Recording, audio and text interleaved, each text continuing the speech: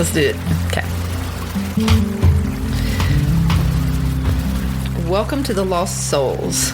We are really glad you found your way here.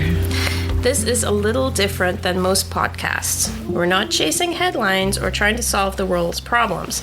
We're just inviting you into a conversation. Most evenings after the shop closes and the river settles down, you'll find us doing exactly this. Sitting together, sometimes it's on a porch, sometimes around the kitchen table, sometimes with a cup of tea. And sometimes with a margarita.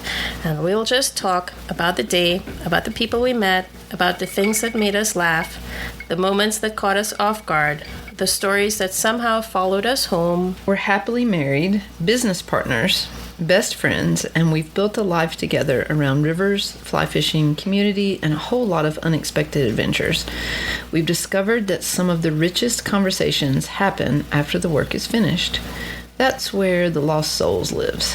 Most episodes will simply be the two of us thinking out loud, remembering, wondering, laughing, and sometimes disagreeing like any other married couple, and sharing the stories that seem too good or too important to keep to ourselves. Every now and then, someone else's story naturally becomes part of ours.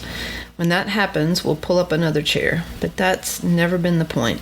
The conversation is. So before we start inviting you into these conversations, we realized something. Most of you don't really know us yet. If we're going to ask you to spend time with us every week, it only seemed fair that we let you know who's sitting on the other side of these microphones. So instead of us introducing ourselves, we thought we'd let someone who already know us do it.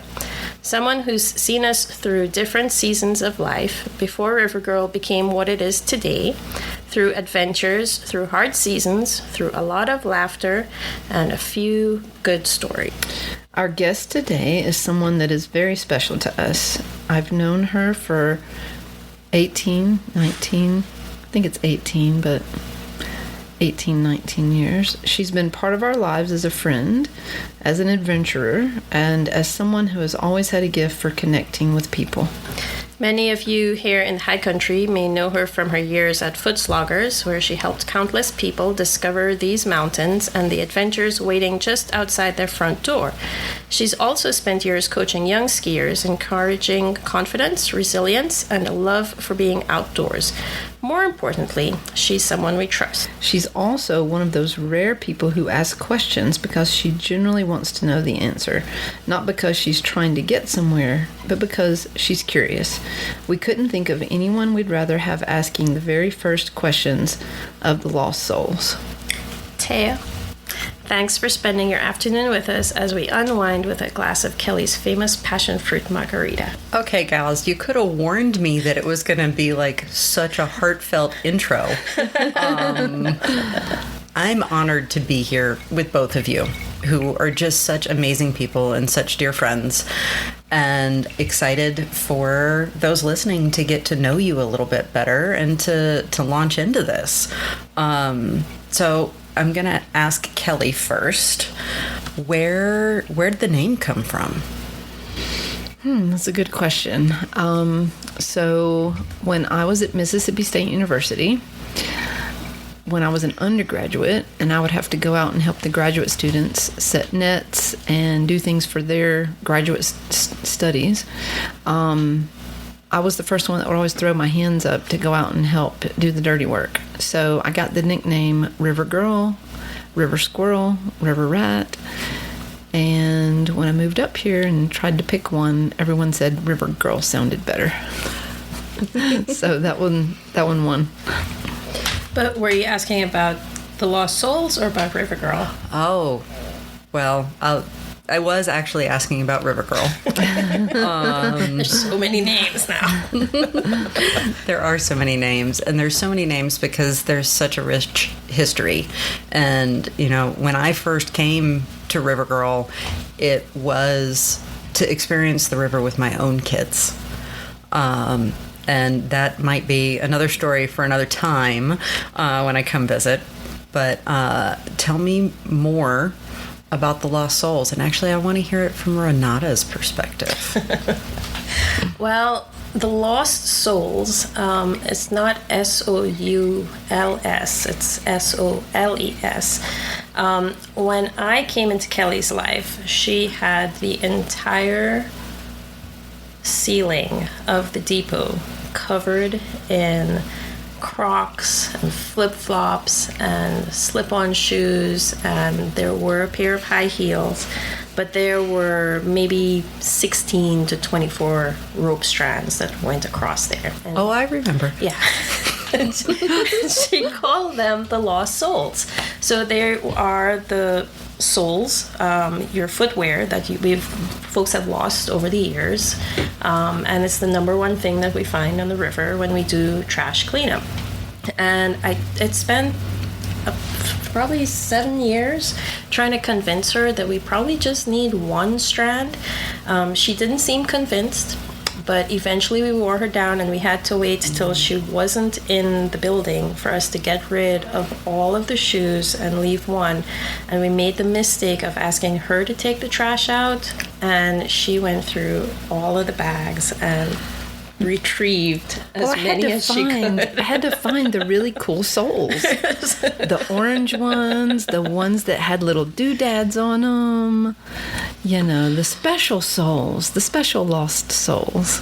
Yeah. So we've adopted the name because a lot of folks love the name for the podcast because it just seemed fitting that it had that double meaning.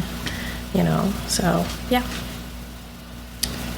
Well, I will say that as friends, I have been the beneficiary of and watched you tend to so many SOULS that needed a little love through different seasons of life. And so that double meaning and the way that you tend to this stretch of river that is home for you is just incredibly inspiring.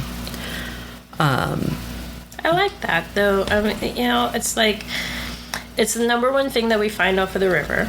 And you are right. There are lots of people that find their way into Rivergirl and they leave with more of themselves than what they came in with.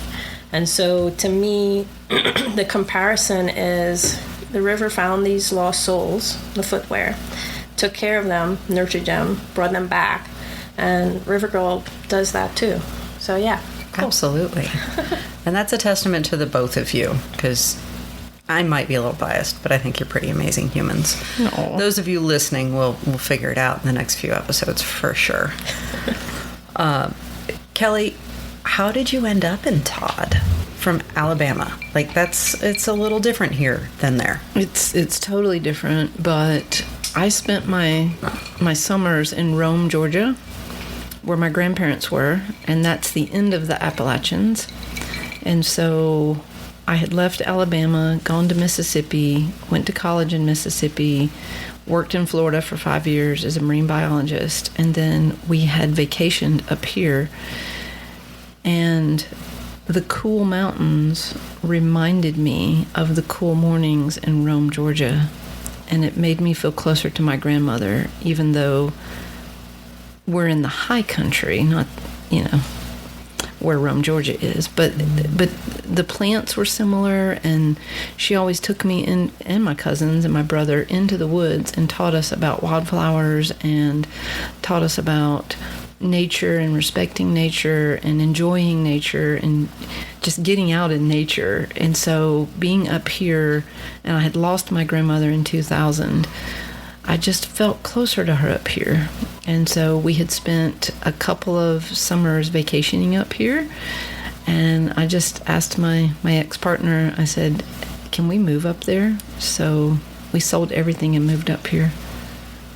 And couldn't find a job after a year of searching for fisheries jobs, so decided to take my nickname from school and start a job. And we're in our 20th year, so.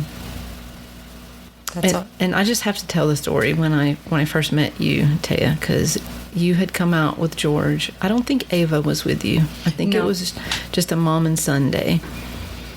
And you guys had rented a canoe and did the short trip. I think you took the short trip. You could have took the long trip. I can't remember. It's been 18 years.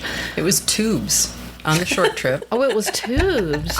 My son was headed to kindergarten, and I wanted to start a tradition where we took the last day before school started every year and did something fun outside. You know, he saw me step away from work and prioritize fun outdoors with him, even if it was a weekday. And, you know, he wanted to know more about the river, so the two of us came up. My daughter was too small to have done a trip like that at the time. Just the two of us.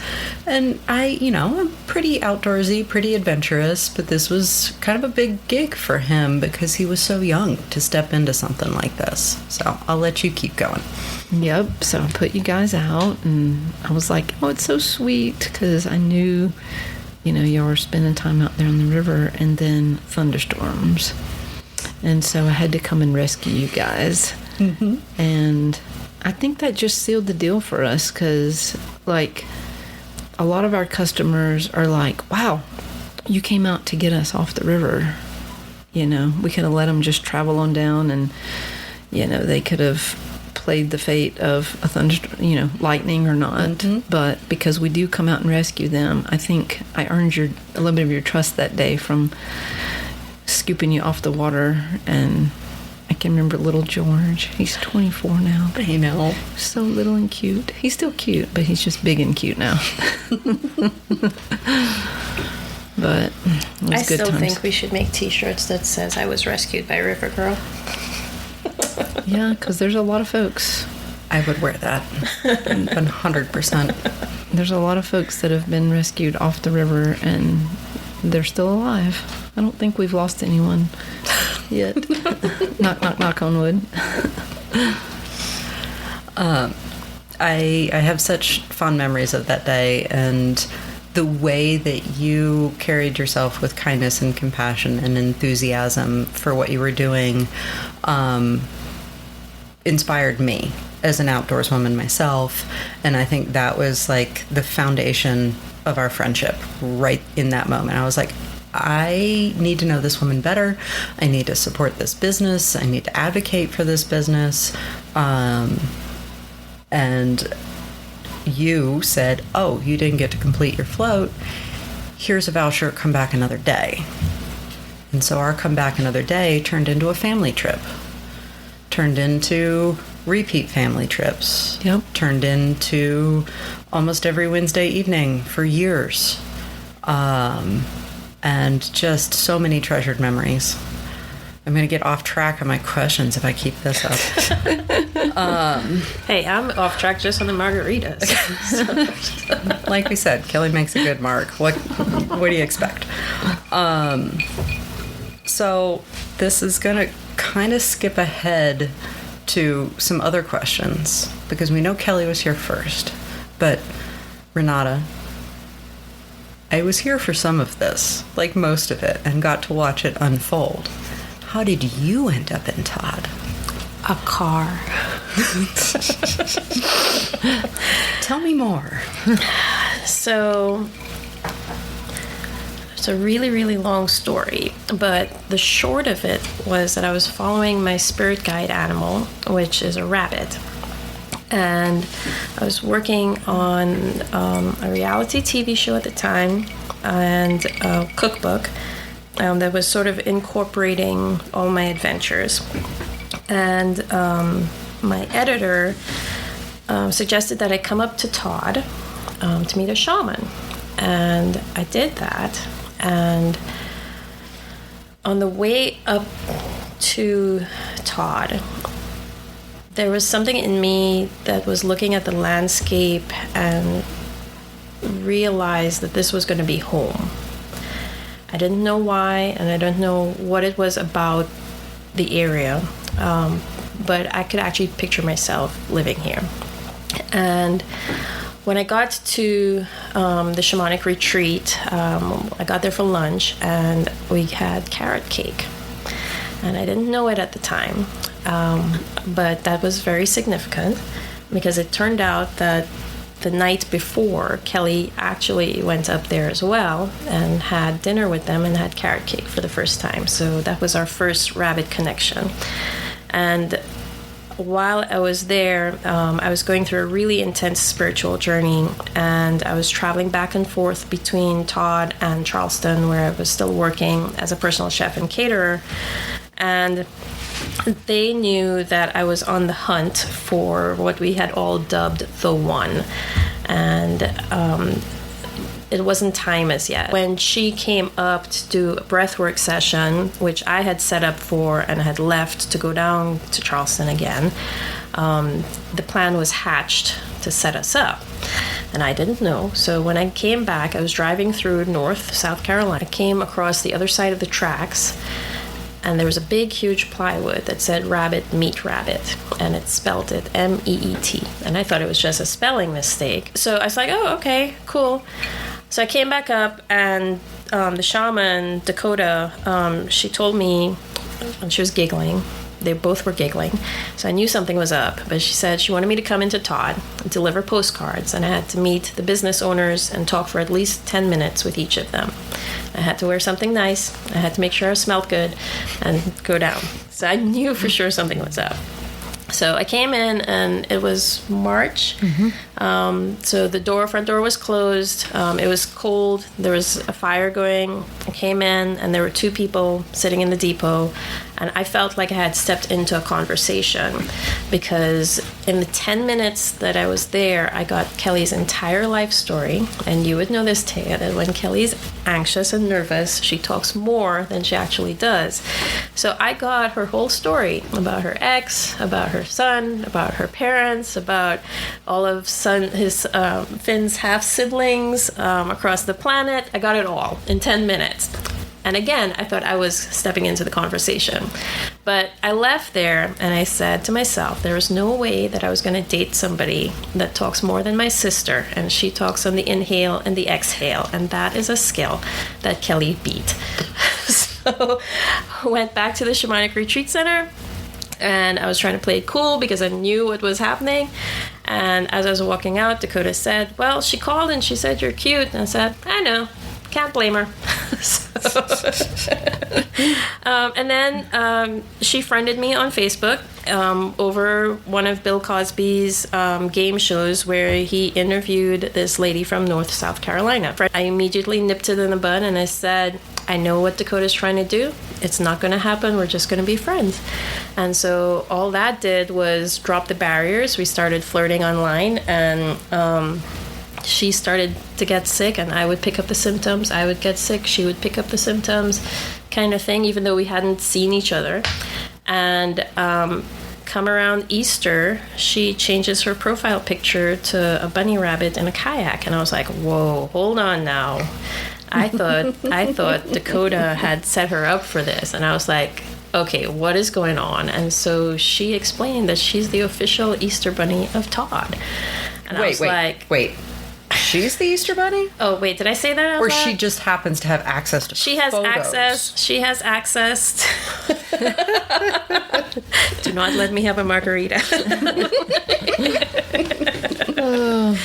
But she invited me down for Easter, and I started thinking about it seriously. And she invited me to come down, and I do this thing where I really want something, and then when I have it, I try to backtrack. So she invited me down. I was like, yeah, I'll think about it. And as soon as I said that, I was typing it out to her. Here comes Dakota, walks into the room, and she's like, I need you to deliver postcards on Easter. So again, I'm thinking they're in cahoots, but it turns out they weren't. So I found myself just laughing silly, because as soon as I turned on to Todd Railroad Grade, Kelly was helping the Easter bunny get into character. But I had this huge grin on my face, and I went and I helped put the eggs out. I was driving down, waving at the Easter bunny, and Kelly came and did her thing with the Easter bunny. And see, I can't even tell the story. You're doing great. No, I know, but it's ruined it for all those kids. Kids, don't listen to this. So I woke up that morning, Easter Thank morning, on my period with a cold, and had to put a bunny suit on and float down the river and come back and be all chipper and Peter Cottontail for the kids and hunt the eggs. And the whole time I'm looking out these holes of my mask. Did that girl come? Where is she? Where's that Renata girl? You know, and I didn't think she came. So I was kind of bummed. And I go to take the bunny head off to get into the car, and there she is. And I'm like, okay, I'm sweaty, you know, I'm gross, but I'm not talking as much. So that sealed the deal. That was what got it. I can actually slow down and not jibber jabber 500 miles an hour when I'm nervous. And I've been working on that. You know, it's been 12 years. I'm pretty good now. It'll be 12 years on Friday. There you go. Yep. I love that story. You got more than you bargained for. No, that's okay. Renata, I've never actually heard it from your side. I've heard Kelly's side. Because it wasn't long after that she convinced you to float the river. Yes. Yeah. And that was a big day for you. Yep, that was my first time kayaking. I believe I hit a tree. Mm-hmm. You did. I watched. Yeah. But what was interesting, because I often reference that first year as well, because a lot of folks comment on how low the river is. And I remember that first year, the only water that was in the river was in the channel. Mm-hmm. And to me, the river is high. I guess it's perspective. But yeah.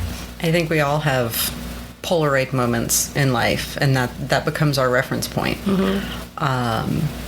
No, I remember that day, and I remember you a bit bewildered, trying to figure out how to make this kayak work. And Kelly, I remember you just wide-eyed with this sweet, kind look on your face, looking at this lovely woman, going, I like her so much, but oh my God, she can't kayak. I was thinking she can't kayak yet. And that is so perfectly you. It is this ability to introduce people to new activities, and Renata, this ability to encourage people to try things they haven't tried yet, because who knows, it could be fun. And that balance between the two of you is wonderful to watch in action. Mm-hmm. Okay, back to my questions, or we're going to get all emotional. And so, first question on this back and forth, Renata, what is your favorite environmental stewardship quality about Kelly? That's actually a hard question, because it's who she is. Mm-hmm. I would have to say it's her childlike passion. Like, she has this joy within her to teach others, to educate others, to just, you know, if she finds something that she has just learned, she's got to share it with everybody. I mean, everybody. Oh my God. But it's great to watch, because it's like a child. And you don't see that in adults anymore. That wonder about what it is that this one thing has to offer all of us. That's what I like. Yeah. Oh, thank you. Today I had a fisherwoman from the UK out there. Her name was Helga. We had so much fun, and on the way I showed her plantain in case she gets bit by a bee while she's fishing. She can chew it up and make a poultice and draw that sting out and get back to fishing. And jewelweed, if she happens to get itchy on her leg from plants, and she can detoxify with the jewelweed. And then I showed her some whirligig beetles that, you know, if she's bored because the fish aren't biting, she can snatch up one and shake it up, and it smells like apples. So, yeah, thanks. You see, I mean, even though she's talking about it right now, it's like she's got that grin on her face. It's like, yeah. And it is contagious. Yeah. The joy that you have for the natural world, particularly for this river in this area, is contagious. Absolutely. Nice. So Kelly, we know, those of us who know Rivergirl know that the environmental stewardship and education side is your strength from operating the business standpoint. So the question I have for you would be, what is your favorite business quality about Renata? Oh, wow. If it weren't for Renata, our taxes might not be paid, our insurances might not be paid.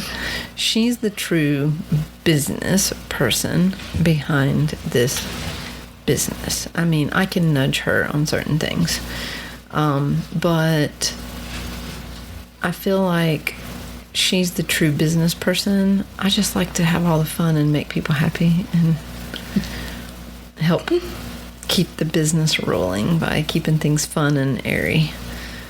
But I'd rather not do any paperwork. So I don't want to do the paperwork either. No, but you have to, because I don't.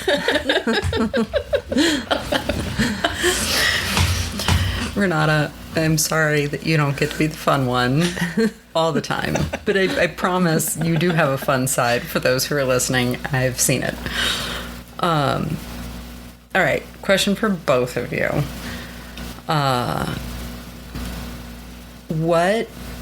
There's a lot of outfitters along the river. You guys are fortunate to have so many good neighbors. What is it that makes Rivergirl feel unique from your perspective? And what do you hope makes it feel unique from your guests' perspective? Well, first and foremost, we have a pig and we have a goat. And well, Dusty has goats now. Oh, I might have to go visit those goats. I mean, 'cause he knows what the jam is. well, that's the thing, is like, we're all doing the same things. We're providing an opportunity for people to get on the river and float the river and enjoy the river and relax and decompress. So we all share that quality. I mean, when like people come to write articles on us and they say, what do you have that the other outfitters don't have? My first go-to question is, we have a pig. And I never knew that a pig would be one of our best marketing tools, because families will come up from Charlotte, come up from Greensboro, Raleigh, the Triad area, the cities, and they'll come to bring their kids up and float the river, and they'll say, oh, we didn't know you had a pig here. So then they go float the river, and then when they come back, they're like, our kids have not stopped talking about that pig. And they're like, thank you so much for having that opportunity, so that kids can see that pigs are, wiry haired, and that they're the fourth smartest animal in the world, and to educate on that species of animal. It's just kind of cool. I would say that it's the relationships. So we do this through every interview with the staff, but we do tubing, we do kayaking, we do all the stuff, but they're vessels for what we're actually doing, which is building relationships. So it's the relationship of the business, the relationship of the community, the relationship with our customers, and I think that exceeds everything else. So Kelly talks about families that, when she first started 20 years ago, that came back every single year, and she grew with those families. We've gone through graduations, we've gone through marriages, we've gone through new births, we've gone through, funerals as well, moving. There's something different about, I would say, even our customers. They're not your usual run-of-the-mill customers. They treat us like we're part of the pack, and we treat them like they're our best favorite family member. I love rain? that you're hesitating because I'm hoping that those of you who are listening can hear the sounds of the river filling up in the background, because I can definitely hear it in my headset. Yep. I was like, where's that trickling coming from? I was like, my margarita's not leaking. It's raining and the river is getting filled. I think that's a perfect snapshot into the two of you. That Kelly, you are in the moment and in the unique and in the joy, and Renata, you are seeing these connections and these relationships being built over years and years. And Kelly, you're absolutely in the middle of those relationship buildings, but you're always very much in the moment in them. Yes. And having experienced that myself and for my kids, it's been wonderful. I hope that you guys can continue to bring that every day to everything you do, even as you get tired, because it is such a labor of love to provide a unique and personal experience that can become core memories for people. We started talking when you brought up the first time I came, Kelly, and I was immediately right back there sharing that experience with my young son, and I'm hoping that there are countless other people that have had just that right here. And maybe they remember to wear shoes with straps on the back so that theirs didn't end up pegged up on the ceiling as a lost soul. That's right. And if they do, it's a good memory to have. Oh, absolutely. Yeah, because they can come year after year and see their lost soul up on the ceiling. You know what we haven't talked about is the found souls. There's been several stories of folks who have found their missing shoe on that line. Several. Actually, your favorite story was the lady with, I forget what brand shoe it was. It was a flip-flop, a really expensive shoe. It was a Teva, and it was white on the outside and orange on the inside, because orange is my favorite color. And she had lost her shoe on the river and walked back with one shoe. So she said, I really adore these shoes. I'm going to leave my shoe with you and put my name and phone number on it. She put a sticky note on it, and we hung it up on the ceiling.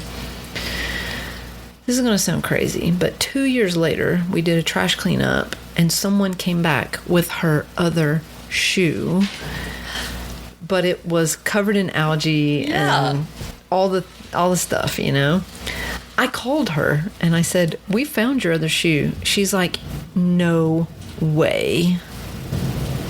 And I mailed those shoes back to her in Florida and said, maybe use a erase, like a magic eraser. Magic eraser and see if you can get the algae off.